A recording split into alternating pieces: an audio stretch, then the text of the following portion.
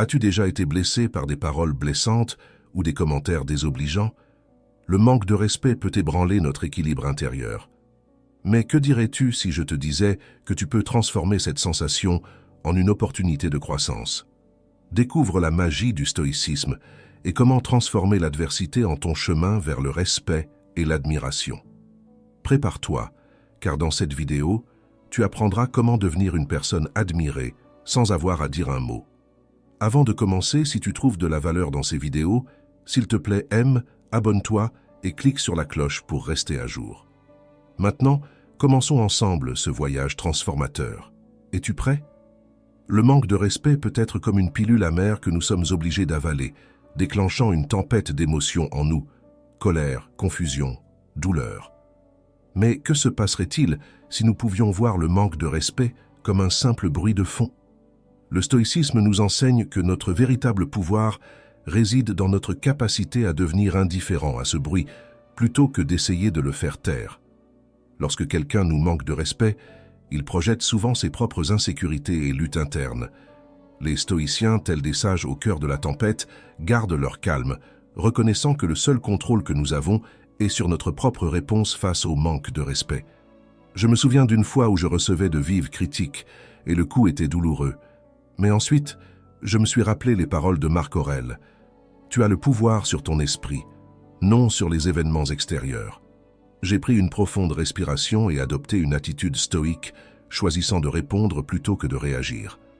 J'ai abordé le problème au lieu de me concentrer sur l'insulte, et le résultat a été beaucoup plus constructif. Lorsque nous gardons notre sang-froid, nous contrôlons le récit et dictons le rythme. C'est là que réside notre véritable force. Il ne s'agit pas de ce qui nous arrive, mais de la manière dont nous choisissons d'y faire face. Par exemple, une fois, je me suis retrouvé dans un débat houleux et au lieu de riposter, j'ai fait une pause et me suis demandé si cela correspondait à mes valeurs de respect et de compréhension. Ce moment de réflexion a transformé un potentiel champ de bataille en un jardin de respect mutuel. Il ne s'agit pas d'être parfait, mais d'être conscient. La prochaine fois que tu te trouveras sous le feu, souviens-toi du bouclier stoïque. Embrasse le détachement, garde ton calme et observe comment tes défis deviennent plus gérables. As-tu déjà entendu le dicton « Quand tu pointes du doigt quelqu'un, il y a 3 doigts qui te pointent ». Ce n'est pas seulement un adage curieux, c'est un appel à l'auto-examen. Un pas crucial dans notre voyage stoïque. Imagine ta vie comme une série de miroirs, chacun reflétant non seulement ton image, mais aussi tes décisions et valeurs fondamentales. Prends un moment pour te regarder dans ces miroirs. Que vois-tu? Tes actions reflètent-elles une personne qui vit selon ses principes? Continue avec les yeux fermés et pense à un moment récent de conflit ou de tension. Tes actions ont-elles reflété tes valeurs? Rappelle-toi que les stoïciens valorisaient la vertu, non seulement comme une autorité morale, mais comme le fondement d'une vie bien vécue. Garde ces miroirs propres et clairs. C'est ainsi que nous construisons une vie qui reflète réellement qui nous sommes et à qui nous aspirons à être. Soyons des pionniers de la paix et des admirateurs de la force intérieure. Parlons maintenant d'un super pouvoir que nous possédons tous, mais que nous négligeons souvent. Le pouvoir de la pause. Choisir de faire une pause avant de répondre, c'est comme appuyer sur le bouton de ralenti de la vie pour te donner le temps de réfléchir et de traiter. C'est choisir la sagesse plutôt que l'impulsion. La prochaine fois que tu es sur le point de réagir, surtout si tu es en colère, imagine qu'il y a un grand bouton rouge de pause devant toi. Ce précieux moment est une zone tampon pour que la sagesse entre et prenne le contrôle. Souviens-toi, faire une pause ne signifie pas seulement rester silencieux. C'est un engagement actif avec ton sage intérieur. C'est un choix. Imagine cette scène. Tu es au milieu d'une discussion animée, et au lieu de réagir avec colère, tu choisis de répondre avec un sourire et une légère plaisanterie. Ce simple geste ne te permet pas seulement de reprendre le contrôle de la situation, mais illustre aussi le pouvoir désarmant de l'humour. L'humour agit comme une brise rafraîchissante lors d'une journée accablante, tandis que ton sourire devient ton arme protectrice. Cependant, il est important de se rappeler que l'humour doit être utilisé avec discernement. Il ne s'agit pas de rabaisser l'autre personne, mais d'offrir une perspective différente et d'alléger la charge émotionnelle. Un sourire sincère et une attitude positive ont un impact extraordinaire. Ils sont un langage universel de bonté qui peut abattre les barrières et ouvrir des portes vers une compréhension mutuelle. Face aux défis, envisage de répondre avec sagesse au lieu de te laisser emporter par des impulsions émotionnelles. Rappelle-toi de ce vieil adage stoïque: la meilleure vengeance est d'être différent de celui qui a commis l'injustice. Choisir une réponse calme et rationnelle peut changer complètement la dynamique d'une situation. Répondre de manière rationnelle aux adversités renforce notre résilience et fait de nous cette personne admirée pour son calme et sa sagesse. Par conséquent, la prochaine fois que tu te sentiras tenté de réagir impulsivement, prends un moment pour réfléchir à ce qu'une personne sage ferait à ta place. Cette simple pratique peut transformer notre vie quotidienne et nous aider à cultiver une mentalité plus sereine et centrée. Parlons maintenant d'un autre aspect crucial du stoïcisme, l'acceptation. Lorsque les stoïciens parlent d'acceptation, ils ne parlent pas de se résigner ou d'être passif, mais d'embrasser la réalité telle qu'elle est. Accepter la vie signifie abandonner le besoin de tout contrôler et se concentrer sur ce que nous pouvons vraiment changer, nos actions et nos attitudes. Une fois, je me suis retrouvé dans une situation qui ne s'est pas déroulée comme je l'avais espéré. Et bien que j'ai été frustré, j'ai appris à accepter la réalité et à me concentrer sur les leçons à en tirer.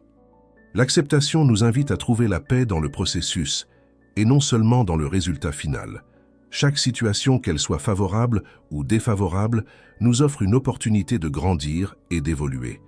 Ainsi, mes amis, je vous encourage à adopter le stoïcisme dans votre vie quotidienne et à vous rappeler que chaque défi est une opportunité de grandir et de se renforcer. Le prochain pilier du stoïcisme que nous devons mentionner est l'empathie. L'empathie est la capacité de comprendre véritablement d'où vient l'autre personne, surtout en période de conflit. Imagine que tu es en pleine dispute.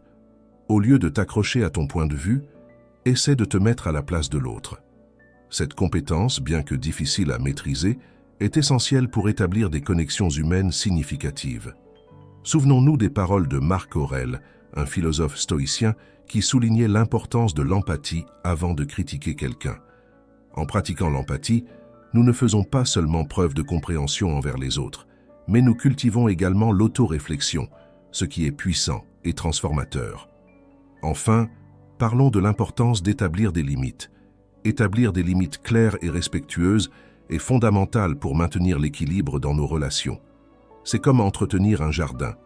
Nous décidons de ce qui doit pousser et de ce qui ne doit pas.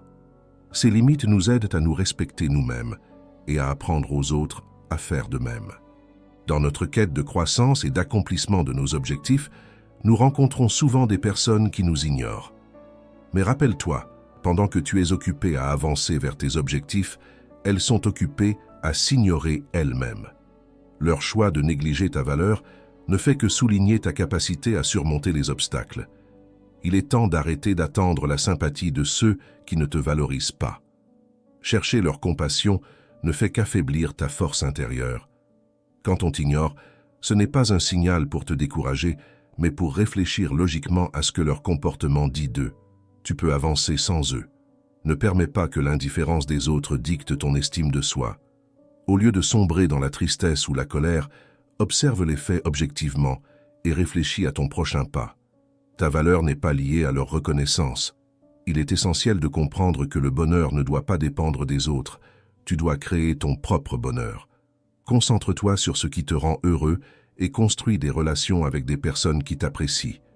Cesse de te focaliser sur ceux qui t'ignorent et concentre-toi sur tes objectifs. Redirige ton énergie vers tes buts et aspirations. Ton succès et tes réalisations sont les meilleures réponses à ceux qui t'ont ignoré. En conclusion, fais de ta vie et de tes objectifs ta priorité. Laisse les autres observer depuis les coulisses pendant que tu atteins les étoiles. Leur ignorance ne devrait que te renforcer et affiner ton objectif. Ta vie est un voyage unique et ton succès dépend de la manière dont tu la vis. Arrête de chercher la validation de ceux qui ne reconnaissent pas ta valeur. Il est temps de croire en toi-même et de cesser de dépendre de l'approbation externe. La recherche constante de validation est une perte de temps et d'énergie. Tu n'as pas besoin de la reconnaissance des autres pour connaître ta propre valeur. Réfléchis à pourquoi tu permets à l'opinion des autres de dicter tes actions. Rappelle-toi que ta vie et tes décisions t'appartiennent et ne devraient pas être influencées par la validation externe. Fais confiance à tes capacités pour prendre des décisions sages sans dépendre de l'approbation des autres. Ta confiance ne devrait pas dépendre de la validation des autres. Valorise ton propre jugement au-dessus de toute autre opinion. Tu es le seul à vivre ta vie, donc ton approbation est ce qui compte vraiment. Célèbre tes succès et vis ta vie selon tes propres termes, sans dépendre de la validation externe. Il est fondamental de diriger notre attention vers ce que nous pouvons contrôler, plutôt que de nous inquiéter de ce qui échappe à notre contrôle. Respire profondément et réfléchis aux aspects de la situation sur lesquels tu peux avoir une influence. Canalise ton énergie vers des éléments internes comme ta perspective, tes attitudes et tes réponses, plutôt que d'essayer de contrôler les événements externes ou l'opinion des autres. La véritable maîtrise réside dans le fait de lâcher prise sur ce qui échappe à notre contrôle et de trouver une réalisation dans nos valeurs et nos choix. Accepte sereinement les limites de ton propre domaine d'influence et efforce-toi d'améliorer les situations difficiles sans t'attacher à des résultats spécifiques. Souviens-toi que ta liberté et ta paix intérieure ne doivent pas être affectées par l'opinion des autres. Par ailleurs, il est crucial d'accepter l'imperfection de la vie pour trouver la paix intérieure. Nous aspirons souvent à l'ordre et à la prévisibilité, mais la réalité est que la vie est pleine de changements inattendus et d'erreurs humaines. Exiger la perfection ne mène qu'à la frustration et à la déception. Plutôt que de lutter contre les imperfections, il est important de les accepter et de diriger notre énergie vers la vie telle qu'elle est. Développer une attitude ingénieuse nous permet d'affronter les difficultés sans les juger, ce qui nous permet également de montrer de la compassion envers les autres pour leurs défauts et de reconnaître notre humanité commune. L'autocompassion nous invite à nous traiter avec gentillesse et compréhension, reconnaissant que nous sommes humains et donc sujets à faire des erreurs et à affronter des défis. En acceptant nos faiblesses, nous cultivons la capacité d'apprendre et de grandir sans tomber dans l'autocritique destructrice. Cette pratique nous aide à développer une relation plus compatissante avec nous-mêmes, ce qui renforce notre résilience émotionnelle et notre capacité à affronter les obstacles avec plus de clarté et de calme. Se rappeler que le progrès est un processus graduel nous encourage à être patients et compatissants envers nous-mêmes dans notre parcours de développement personnel. Reconnaître que chaque petit pas en avant est significatif, même si nous rencontrons des revers en cours de route, nous permet de maintenir une attitude positive envers nos objectifs. Embrasser la réalité de la vie comme imparfaite et pleine de désordre nous libère de la pression de chercher la perfection et nous permet de trouver la beauté dans la diversité et la complexité de l'expérience humaine. Cette acceptation nous offre la liberté d'être authentique et sincère, au lieu de lutter constamment contre une attente irréaliste de ce que nous devrions être. En adoptant cette perspective, nous pouvons répondre de manière plus sage et compatissante aux défis que nous rencontrons, trouvant du sens et de la croissance même au milieu de l'adversité. La pratique de la pleine conscience agit comme un phare au milieu de la tourmente du passé et de l'anxiété du futur. Trop souvent, nous nous perdons dans les regrets du passé ou dans l'inquiétude pour l'avenir, négligeant le seul moment qui compte vraiment, le présent. La méditation consciente nous aide à renforcer notre capacité de concentration et à revenir au moment présent lorsque notre esprit s'égare. En pratiquant la pleine conscience, nous apprenons à apprécier les détails positifs de chaque moment, cultivant une connexion plus profonde avec la vie elle-même. La pratique régulière de la méditation consciente nous enseigne à accepter les pensées qui surgissent sans les juger, en gardant notre attention sur l'instant présent. Cela nous permet d'expérimenter une plus grande profondeur et richesse dans chaque moment, que ce soit en savourant une tasse de café chaud ou en partageant des rires avec un ami. En restant ancrés dans le présent, nous trouvons une plus grande satisfaction et plénitude dans notre vie quotidienne. La pleine conscience dans le présent construit la résilience en nous permettant de nous engager pleinement dans chaque expérience au fur et à mesure qu'elle se déroule. Cela nous donne la capacité de gérer tout ce qui surgit, qu'il s'agisse de moments positifs ou de défis. Adopter la perspective appropriée est fondamental. Souvent, lorsque nous faisons face à des situations difficiles, nous nous laissons emporter par des réactions émotionnelles subjectives. Cependant, les stoïciens nous enseignent à prendre du recul et à observer les choses objectivement avant de répondre impulsivement. Plutôt que d'agir depuis un état réactif, nous sommes encouragés à examiner la situation de manière rationnelle, en adoptant la perspective d'un observateur externe. Cet exercice nous permet de prendre des décisions plus réfléchies plutôt que de réagir impulsivement. Il est essentiel d'honorer les émotions, mais elles ne doivent pas dicter notre réponse. Si quelque chose nous blesse, ce ne sont pas les circonstances externes qui nous dérangent, mais notre jugement de celles-ci. Nous avons toujours la capacité de changer ce jugement et de choisir comment nous percevons les situations. Même les événements douloureux peuvent être des opportunités d'apprendre et de grandir si nous cherchons le positif dans notre expérience. La qualité de notre expérience dépend profondément de la perspective que nous choisissons d'adopter. Il est courant de ressentir la conviction qu'un résultat particulier nous est dû simplement parce que nous le désirons intensément. Cependant, la réalité se déroule selon son propre cours, qui n'est pas toujours aligné avec nos attentes. Il est essentiel de reconnaître les réactions frustrées qui surgissent de nos insatisfactions et de se rappeler que dans la vie, rien n'est garanti. Nous devons nous libérer du jugement qui dicte comment les choses devraient être et accepter la réalité telle qu'elle est. Abandonner l'insistance pour que la vie réponde à certaines attentes légitimes conduit à une plus grande sérénité et sagesse. Réduire nos attentes nous permet de nous engager de manière plus constructive avec les événements au fur et à mesure qu'ils se déroulent, rendant notre bonheur dépendant uniquement de notre propre caractère et de nos choix. Apprendre à attendre moins de la vie rend notre existence plus fluide et naturelle, acceptant le changement comme une partie intrinsèque de l'impermanence de l'existence. Réfléchir profondément à la réalité fondamentale que le vieillissement, la perte et la mort sont des parties intrinsèques de l'existence est impératif. Dans ce flux continu de la vie, toutes les relations évoluent et les circonstances changent constamment, semblables à la roue de la vie qui continue de tourner. Accepter le changement implique de permettre à la vie de couler naturellement, en s'adaptant ingénieusement aux nouvelles situations qui se présentent. Lutter contre le changement ou s'accrocher à ce qu'étaient les choses ne conduit qu'à l'anxiété et à la déception. Se libérer de la tentative de contrôler l'incontrôlable est le premier pas vers l'acceptation consciente du changement. Après avoir embrassé consciemment l'idée du changement, il est important de l'accepter avec courage. Chaque transition dans la vie, aussi difficile soit-elle, contient des opportunités déguisées. Ayant foi dans les cycles naturels de la vie, crois que chaque nouveau départ provient de la fin de quelque chose d'autre. Honore et déplore les pertes de manière consciente, mais ne reste pas coincé à pleurer un changement passé. Concentre-toi sur les possibilités qui se présentent à toi en embrassant la nature dynamique de la vie. Juger avec sagesse implique de discerner dans l'évaluation des autres. Avant d'émettre des jugements négatifs, il est crucial de réfléchir à la racine de ce jugement qui provient souvent de notre propre insécurité, arrogance ou mesquinerie. Le jugement, lorsqu'il est utilisé avec sagesse, peut devenir un outil pour enseigner et concilier. La tolérance et la compassion sont essentielles dans le processus de jugement, en offrant des retours constructifs lorsqu'ils peuvent contribuer à la croissance et à l'amélioration des autres. Pratiquer le pardon est un acte de libération personnelle. Pardonner aux autres ne signifie pas tolérer les comportements inappropriés, mais lâcher prise de l'amertume et souhaiter le meilleur à ceux qui nous ont causé du tort.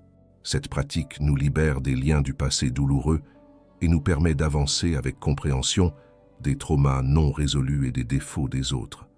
En pardonnant, nous ne validons pas les actions des autres, ni n'ignorons l'importance d'établir des limites saines. Au contraire, nous choisissons de nous libérer du fardeau émotionnel et d'explorer nos propres besoins non satisfaits.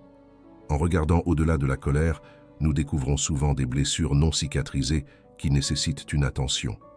Aborder ces besoins de manière saine, plutôt que de s'accrocher au ressentiment, nous offre l'opportunité de grandir et d'évoluer. Le pardon devient ainsi un acte d'amour-propre et d'autonomisation, rompant les cycles de rancœur et permettant à nos blessures de guérir. En fin de compte, le pardon ne libère pas seulement le passé, mais il ouvre également la voie à un présent et un avenir plus sain et équilibré. La thérapie par le rire émerge comme un baume pour les tempêtes de la vie. La capacité de trouver de l'humour dans les absurdités, les ironies et les frustrations ne doit pas être sous-estimée. Rire fréquemment ne nous donne pas seulement de la perspective, mais infuse également la joie nécessaire pour affronter des moments difficiles. Rechercher l'humour et profiter des petites joies, que ce soit à travers des blagues spirituelles, des vidéos amusantes ou des conversations légères avec des amis, peut être revitalisant. Le rire soulage la tension, renouvelle l'esprit et offre une soupape de sécurité cruciale au milieu des difficultés. Ne pas perdre la capacité d'être calme et de ne pas se prendre trop au sérieux nous permet de cultiver la créativité et de trouver le côté plus léger de toute situation difficile. La recherche intérieure centrée sur la culture de la vertu et l'exemplarité est essentielle pour notre croissance personnelle. Reconnaître que nous avons le contrôle sur notre propre évolution interne, mais peu de contrôle sur les autres, nous libère de la frustration de vouloir que les autres se conforment à nos attentes. Plutôt que de diriger notre énergie vers l'extérieur, trouver le chemin de retour vers nous-mêmes peut être révélateur. En nous demandant quelles vertus nous pouvons cultiver et comment nous pouvons être un exemple positif en modélisant le changement que nous souhaitons voir, nous faisons la différence. Comme l'a exprimé Marc Aurèle, ne perdons plus de temps à discuter de ce qu'un homme bon devrait être. Soyons-en un. Le développement personnel se réalise à travers un travail conscient sur soi-même, en inspirant l'excellence et en guidant ceux qui souhaitent sincèrement grandir.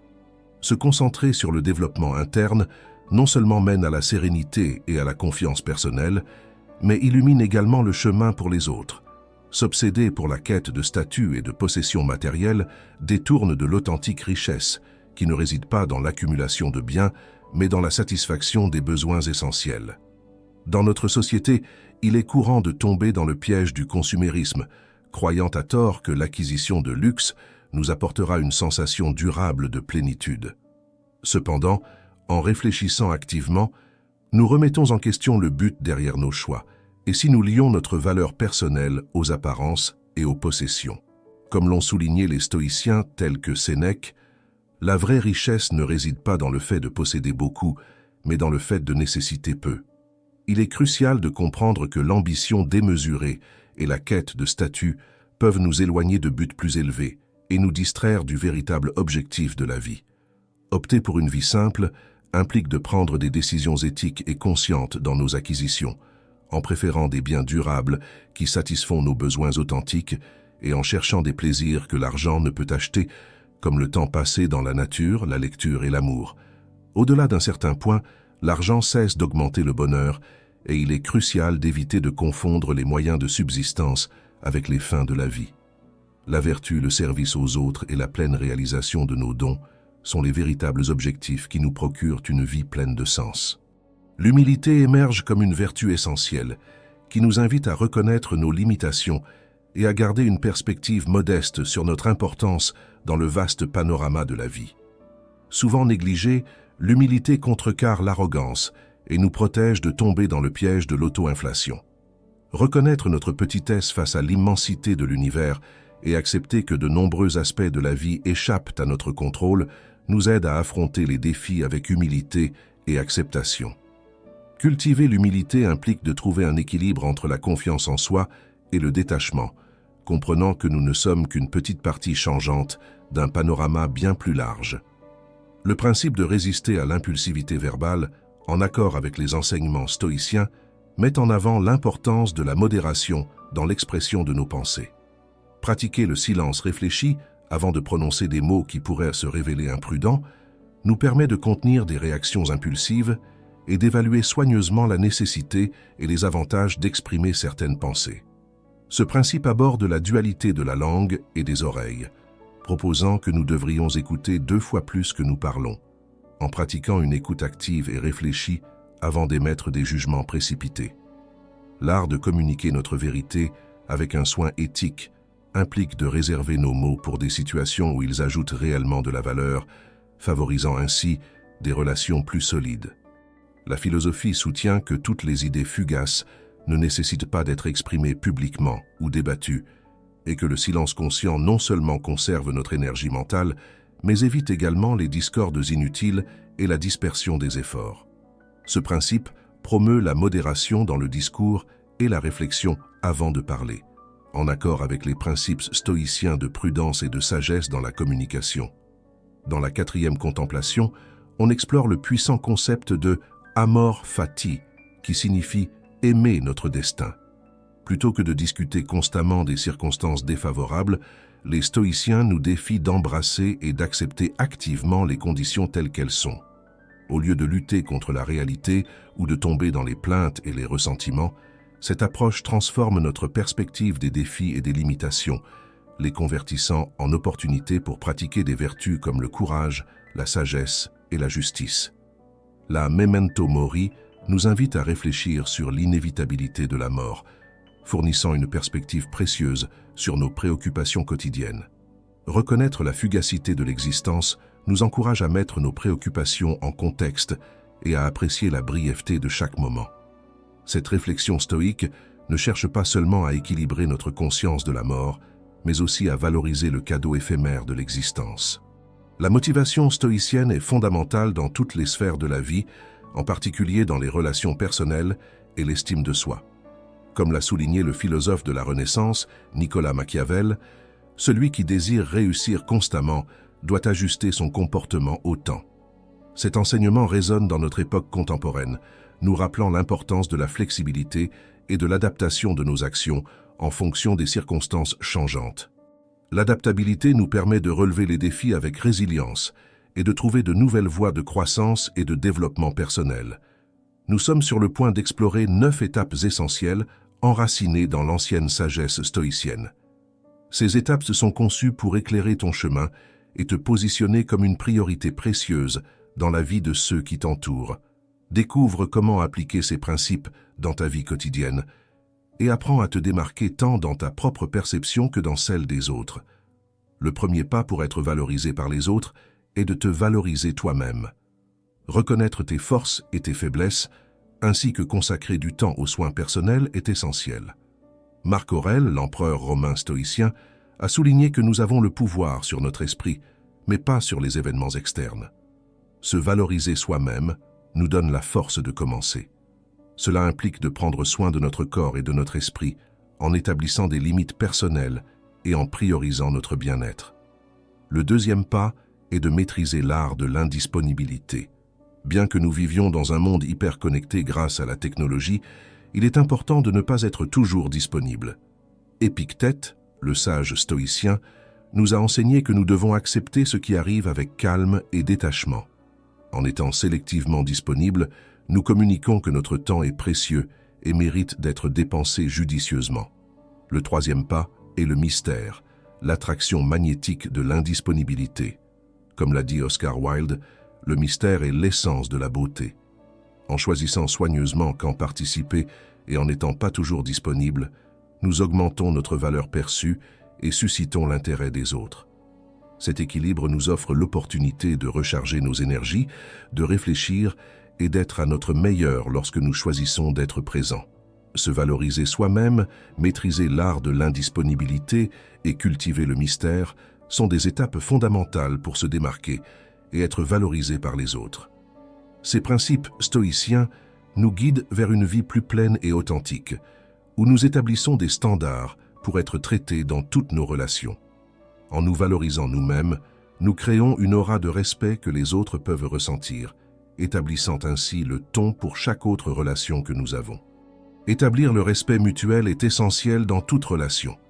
Lorsque tu valorises ton propre temps, tu établis un précédent pour que les autres fassent de même. Ce respect mutuel peut être la base de relations profondes et significatives.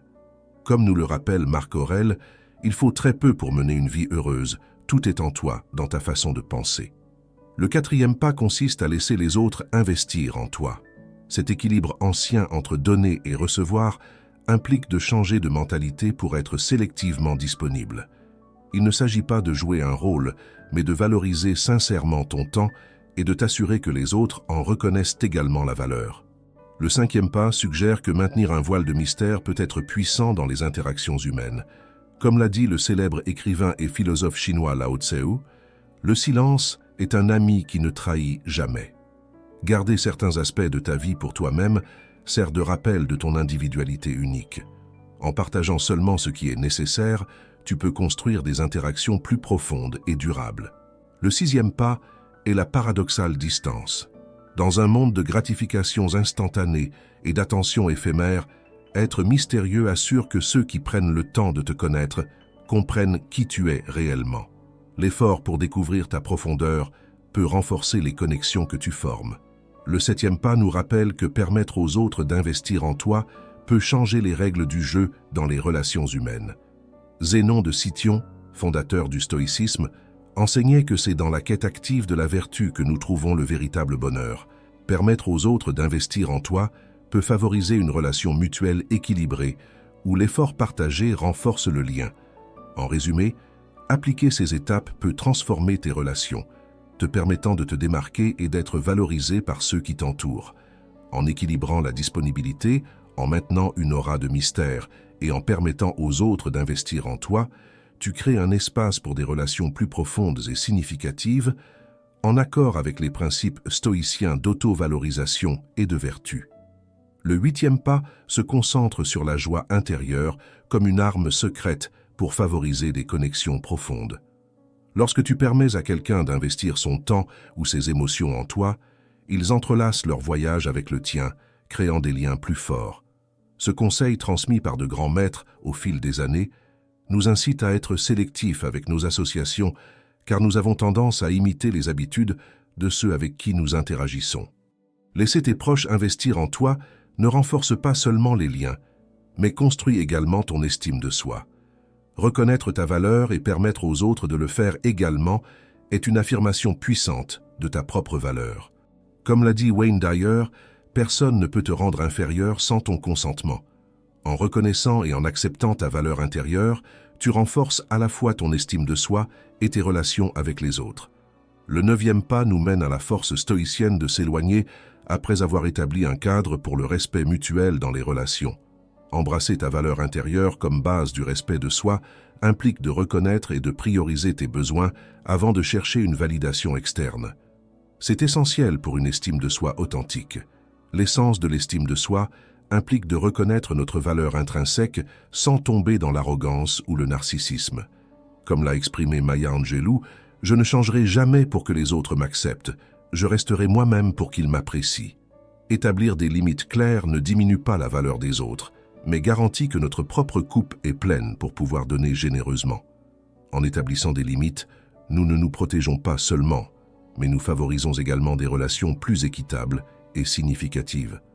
Nous agissons comme un filtre qui attire des personnes authentiques, solidaires et aimantes dans notre cercle. Ce cycle de réciprocité saine nous permet de prendre le contrôle de notre valeur et de créer des liens plus authentiques.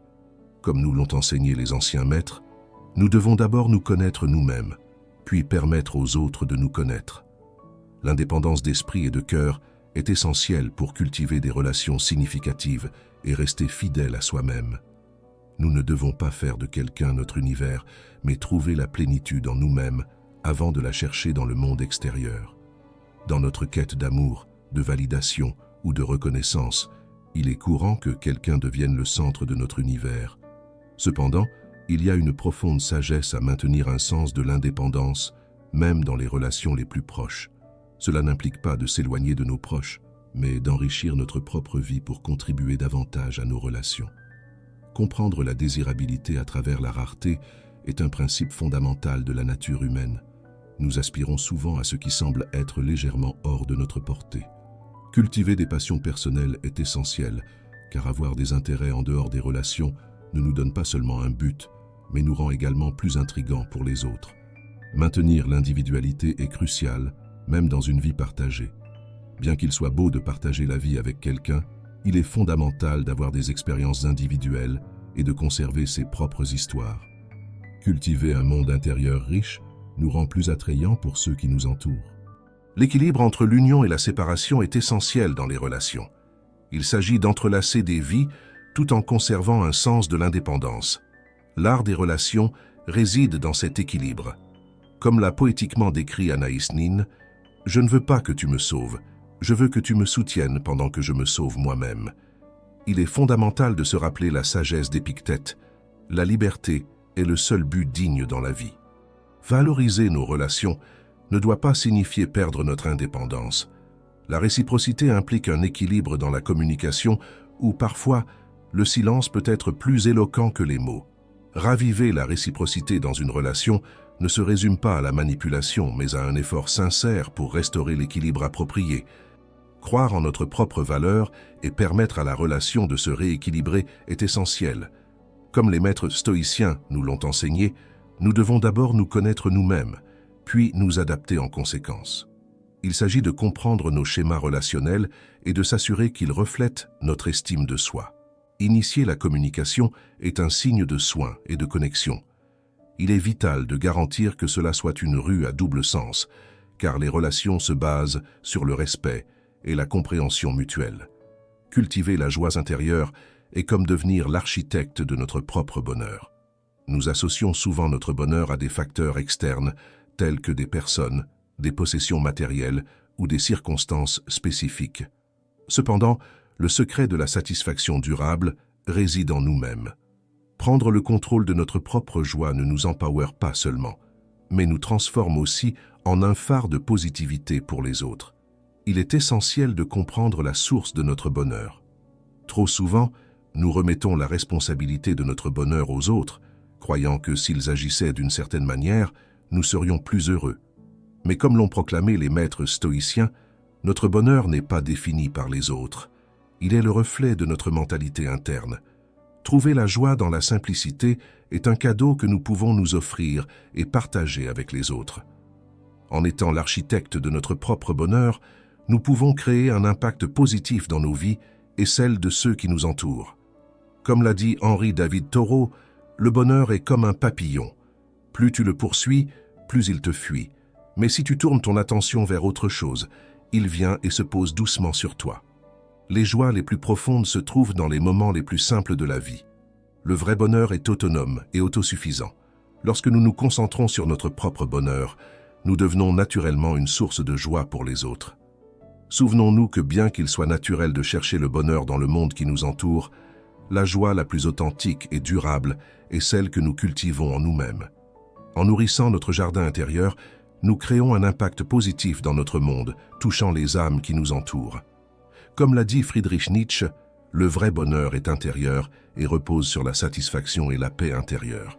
Reconnaître quand il est temps de s'éloigner a été un thème souligné tout au long de l'histoire par des sages, des poètes et des philosophes. Parfois, l'acte de s'éloigner ne signifie pas abandonner, mais plutôt reconnaître notre propre valeur et défendre notre paix intérieure. Valoriser notre estime de soi est fondamental dans ce processus. Comme l'a souligné Socrate, une vie sans examen ne vaut pas la peine d'être vécue, ce qui souligne l'importance de comprendre notre propre valeur dans la vie continue. Valoriser ton estime de soi implique de reconnaître ta valeur intrinsèque et de prendre des actions en conséquence. Si tu te trouves constamment dans des situations où tu te sens sous-estimé, cela pourrait être un signe que tu es dans un environnement ou avec des personnes qui ne sont pas alignées avec ta valeur. Embrasser le pouvoir de laisser aller implique de lâcher prise sur les situations ou relations qui te font sentir sous-estimé, car s'accrocher à elles peut provoquer un épuisement émotionnel. Comme l'a dit Lao Tse, l'eau est la plus douce et la plus forte de toutes les choses qui existent. Rien ne lui est comparable pour gagner en douceur. Chercher ton vrai nord n'est pas seulement un acte physique, mais symbolique. Cela représente chercher ce qui résonne vraiment avec ton âme et reconnaître qu'en s'éloigner est un acte d'amour-propre et d'authenticité. Rester proche de ce qui te rend heureux et t'entourer d'environnements et de personnes qui t'élèvent t'aide à reconnaître ta véritable essence.